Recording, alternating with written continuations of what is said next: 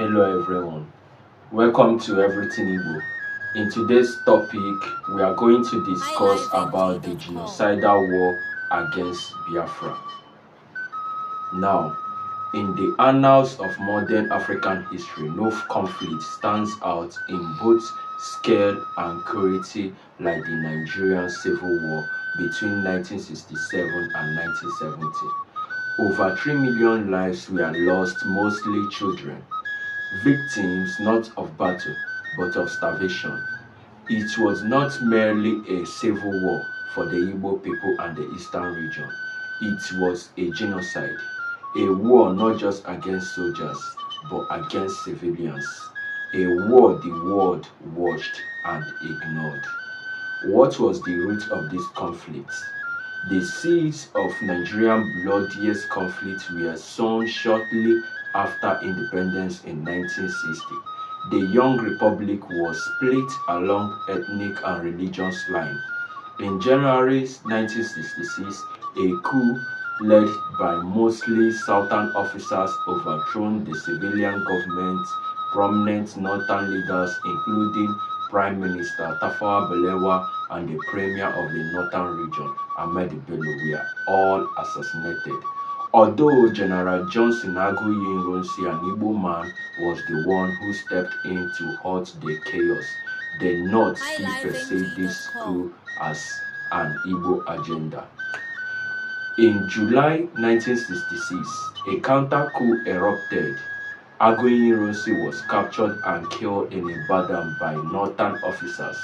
What followed was a pogrom, the mass slaughter of Easterners, mostly Igbos living in the north. Nigerian train stations, highways, and homes became slaughter field. Over 30,000 Igbos were butchered. Thousands more fled to the east. After this, what came next was the Aburi Accord and its betrayal. In the wake of this, the Eastern region demanded assurance in January 1967. A high-level meeting was held in Abure, Ghana, between Eastern leader Lieutenant Colonel Chukwuemeka Odumegwu Ojukwu and head of state Colonel Yakubu Gowon. The Abure Accord was signed, a promise of regional autonomy, decentralization of power, and the preservation of life and liberty.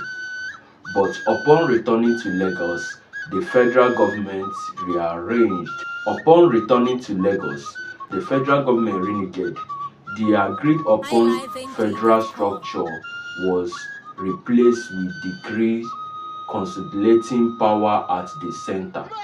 Ojukwu, incensed by the betrayal, warned of consequences.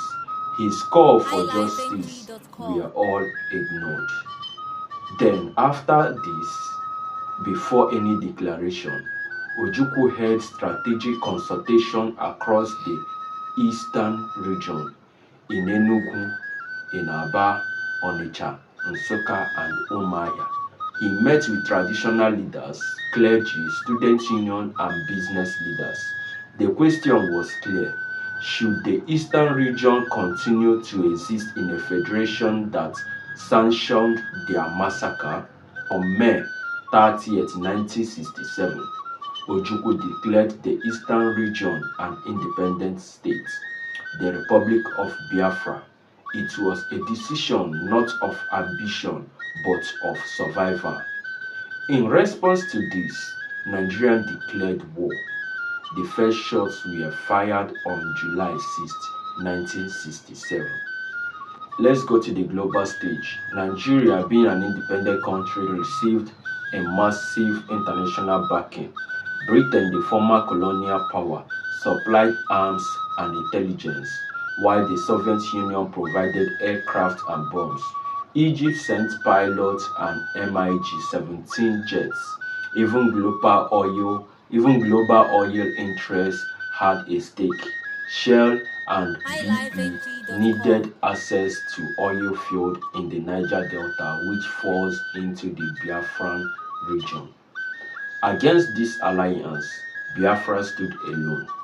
Few nations recognized her like Ivory Coast, Tanzania, Zambia, and Gabon.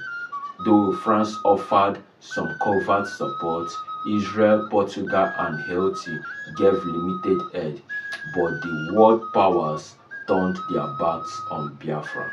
One man who is 20 years old, named Bruce Mayrock, an American student, set himself on fire outside the United Nations office in New York in protest of the word silence. He died holding a Bible and a sign that read, "Stop Genocide in Biafra." Now let's proceed to the battlefield and the strategies that were used. In the early months, Biafran forces made astonishing gains. They launched Operation Touched and advanced westward, capturing Midwestern cities and reaching the town of Ore, just 120 miles from Lagos, which was the capital of Nigeria then. The Nigerian government panicked. A counter-attack by Nigerian forces, blustered by foreign arms and advisors, pushed Biafran troops back. Historians believed that sabotage and poor coordination and also foreign intelligence sharing doomed the Biafrans from capturing Lagos, which was the capital of Nigeria as at then. Then, after that, comes the starvation, which was used as a weapon by the Nigerian government against the Biafran people. The federal government authority, under the guidance of the finance minister Obafemi Awolowo, imposed a total blockade on Biafra. Food, medicines, and humanitarian aid were prohibited.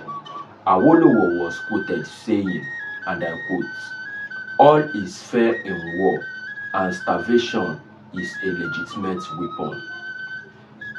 During this starvation period, over 2 million civilians, mostly children, died from hunger and diseases.